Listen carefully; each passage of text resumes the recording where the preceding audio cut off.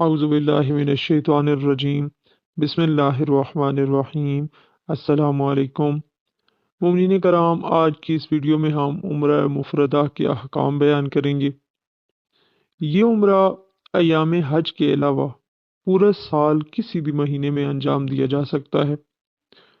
مکہ کے ارد گرد رہنے والے لوگ جو صاحب استطاعت ہوں ان کے لیے یہ عمرہ مفردہ واجب ہوتا ہے، اور جو مکہ سے باہر دور دراز کے علاقوں سے لوگ آتے ہیں ان کے لیے عمرہ مفردہ واجب نہیں ہوتا۔ عمرہ مفردہ کے جو احکام ہیں وہ 7 ہیں۔ 7 احکام یا 7 کام جو عمرہ مفردہ کے لیے واجب ہیں، ضروری ہیں انجام دینا۔ سب سے پہلا احرام باندھنا، دوسرا طواف کرنا، تیسرا طواف کی نماز پڑھنا، چوتھا سعی کرنا، پانچواں تقصیر کرنا، چھٹے نمبر پہ طواف النساء، اور ساتواں ہے طواف النساء کی نماز پڑھنا۔ اب ہم ان احکام اور ان اعمال کی جو ہے وہ تفصیل بیان کرتے ہیں۔ سب سے پہلا ہے احرام باندھنا۔ مکہ کے علاوہ دوسرے شہروں میں رہنے والے یا دوسرے ملکوں سے یعنی دور دراز سے جو آنے والے لوگ ہیں ان کے لیے مخصوص میقات ہیں جہاں سے وہ احرام باندھتے ہیں۔ میقات اس جگہ کو کہا جاتا ہے جہاں پر احرام باندھا جاتا ہے۔ جس طرح جدہ سے آنے والے جو لوگ ہیں ان کے لیے جحفہ نزدیک ترین مقام ہے، طائف والوں کے لیے قرن المنازل یا پھر وادی عقیق اور یلملم بھی نزدیک ہیں۔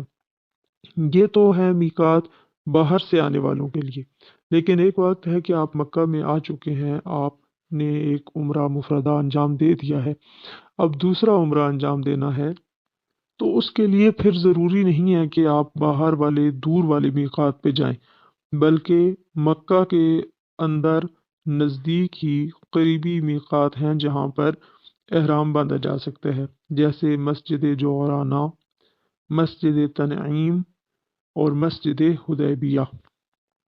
احرام کے کچھ مستحبات ہیں، جس طرح سے احرام سے پہلے بدن کو پاک صاف کر لینا چاہیے، غسل کرنا بھی مستحب ہے، اور مرد کے لیے مستحب ہے کہ اگر وہ حج کرنا چاہتا ہے تو تقریباً ذیقعد، اور اگر عمرہ کرنا چاہتا ہے تو 1 مہینہ پہلے سے سر اور داڑھی کے جو بال ہیں وہ بڑھانا شروع کرے، یہ مستحب ہے۔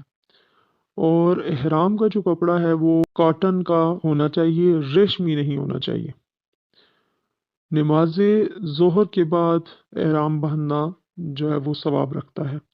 احرام باندھنے کا جو طریقہ ہے وہ مردوں کے لیے 2 سفید چادر نما کپڑے جو سلے ہوئے نہیں ہوتے، ایک کو لنگی کی طرح باندھ لینا ہوتا ہے، اور دوسرا جو کپڑا ہے، دوسری جو چادر ہوتی ہے وہ دونوں کندھوں پہ ڈالنی ہے، اس طرح کہ سیدھی سائیڈ یعنی رائٹ والا جو کندھا ہے اس کا جو پلڑا ہے یہ لیفٹ کندھے کے اوپر، الٹی سائیڈ والے کندھے کے اوپر ڈالنا ہے، یعنی اس طرح کے دونوں کندھے ڈھانپے ہوئے ہوں۔ اور خواتین کے لیے جو احرام ہے وہ ان کے اپنے کپڑے ہیں، اور صرف نیت کرنا ضروری ہے، واجب ہے۔ اور اگر کوئی سفید لباس پہننا چاہتی ہیں خواتین یا سفید چادر اوپر لینا چاہتی ہیں تو اس میں کوئی حرج نہیں ہے، لیکن ایک بات کا خیال رکھنا بہت ضروری ہے کہ پورے عمرہ کے دوران حجاب کا خیال رکھنا بہت ضروری ہے اور واجب ہے کہ اگر طواف کے دوران یا کسی بھی رکن کے دوران جو ہے بال نظر آ جائیں یا کہیں پہ بھی بے حجابی ہو جائے تو عمرہ باطل ہو سکتا ہے، اور یہاں تک کہ کفارہ بھی لگ سکتا ہے، اس لیے اس چیز کی بہت زیادہ احتیاط کرنے کی ضرورت ہے۔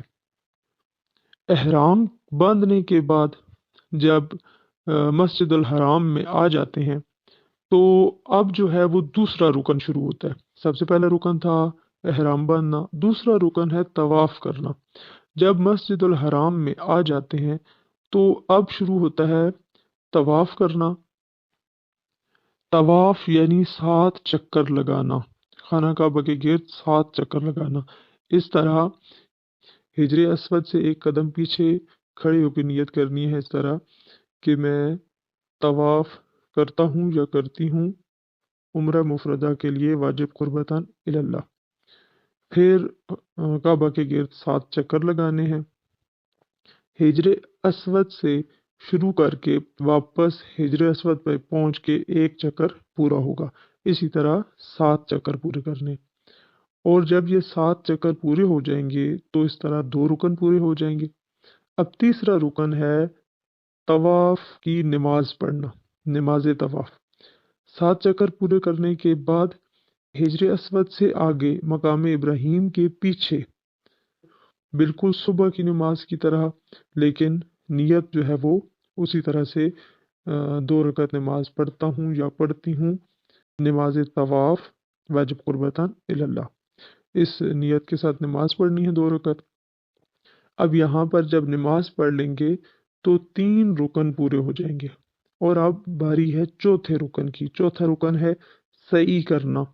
सई यानी सफ़ा और मरवा के दरमियान जो है चक्कर लगाना, उसको सही कहा जाता है। मुकाम इब्राहीम से पीछे चले जाएं तो सफ़ा और मरवा की पहाड़ियाँ आ जाती हैं। तो पहले सफ़ा पर जाकर नियत करेंगे कि सही करता हूँ या करती हूँ और उम्रा मुफरदा के लिए। तो सफ़ा से मरवा, सफ़ा से यानी चक्कर जो है वो शुरू करना है। सफ़ा से मरवा एक चक्कर, फिर मरवा से सफ़ा जो है वो दूसरा चक्कर।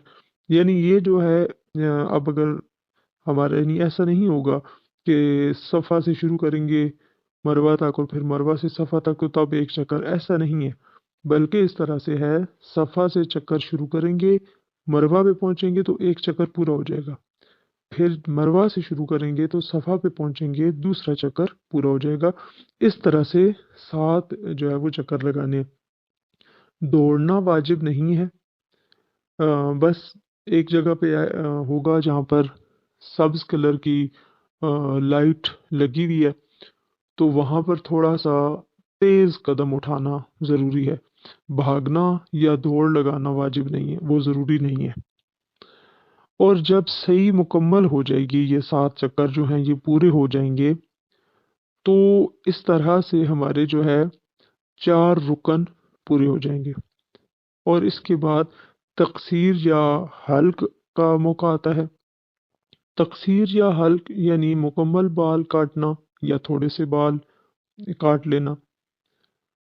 और तकसीर के बाद जो है वो आप इहराम की हालत से खारिज हो जाते हैं। ख़वातीन के लिए ये है कि वो थोड़े से बाल पकड़ के काट लें, लेकिन यहाँ पर भी तवज्जो रहे कि नामहरम ना देखें और हिजाब जो है वो ख़राब नहीं होना चाहिए। हिजाब का मुकम्मल ख्याल रखते हुए चादर के अंदर से तो थोड़े से बाल पकड़ के काट सकते हैं।